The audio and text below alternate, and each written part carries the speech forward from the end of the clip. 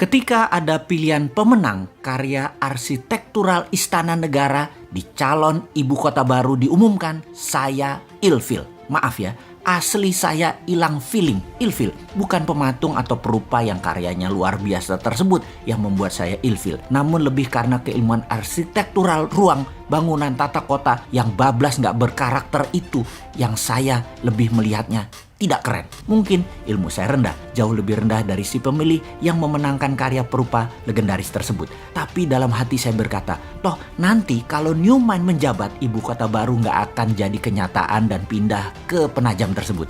Terlalu mahal, tidak efisien, pemborosan, dan tidak berdampak dalam ekonomi makro dan mikro memindahkan pusat pemerintahan ke daerah baru yang virgin tersebut. Saking perawannya, sampai-sampai nggak ada sejarah napak tilas wilayah tersebut yang pas untuk storytelling ke anak cucu akan rencana ke depan pantas ibu kota pusat pemerintahan itu berada di lokasi Penajam tersebut. Kalaupun ada, perlu jangka yang sangat panjang, bahkan banyak pengamat pertahanan yang berkomentar bahwa lokasi tersebut tidak memiliki kelayakan untuk dibuat ibu kota negara superpower, menggeser pusat pemerintahan ke arah wilayah yang defenseless atau sulit dijaga karena banyak infrastruktur pertahanan dan keamanan yang belum siap, membuat berbahaya ibu kota berada di lokasi tersebut. Jadi pastinya karya arsitektural tadi nggak akan dilanjutkan oleh New Mind kalau nanti berkuasa. Bener deh, kalau hanya membangun komplek perkantoran mungkin desain tadi masuk, namun membangun ibu kota, masa kayak membangun kota Alam Sutra, Serpong, BSD, Pantai Indah Kapuk,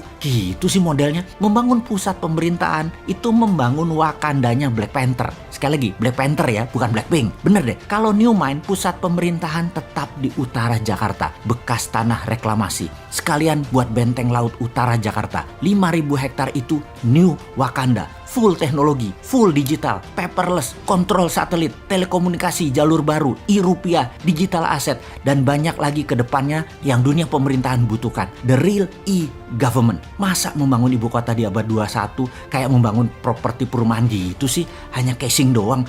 Malu-maluin aja nih bernegara kalau begini. Kembali ke lokasi Penajam. Apa yang kita lakukan oleh New Mind? Tetap dibangun dan pasti dibangun oleh New Mind, namun dijadikan seperti kota Seattle. Penajam akan jadi Seattle-nya Indonesia, yaitu pusat perekonomian high-tech. Kalau sahabat ke kota Seattle di Amerika, kota ini benar-benar by design. Pusat teknologi seperti Boeing, Starbucks, dan banyak lagi infrastruktur ekonomi mendukung kota tersebut. Strategi ibu kota ke Penajam jauh dibandingkan dengan strategi membangun kota Seattle. Nggak sedetail Seattle. Jadi nggak usah dilanjutin deh Penajam. Sementara Seattle tuh hanya kota loh, bukan pusat pemerintahan sebuah negara besar. Lalu New Mind bagaimana rencana untuk Penajam tengahnya Indonesia itu? Pertama, membangun pelabuhan laut dan bandara dengan 3 airstrip. Besarnya bandara tersebut adalah untuk 100 juta kapasitas penumpang per tahun. Kemudian swasta besar dunia dikasih fasilitas untuk membangun di sana tanpa pajak selama 25 tahun. Beri tax holiday di sana. Yakin pasti Disneyland akan membangun di sana. Universal Studio akan bangun di sana. Bangun pusat hiburan dan MICE di sana. Pusat kesehatan seperti di Penang, Malaysia dibangun di sana. Pusat kesehatan yang murah, efisien, dan dokter serta semua sarana kesehatan terbaik ada di sana. Semua warga tinggal di sana selama 10 tahun tidak bayar pajak di kota baru Penajam.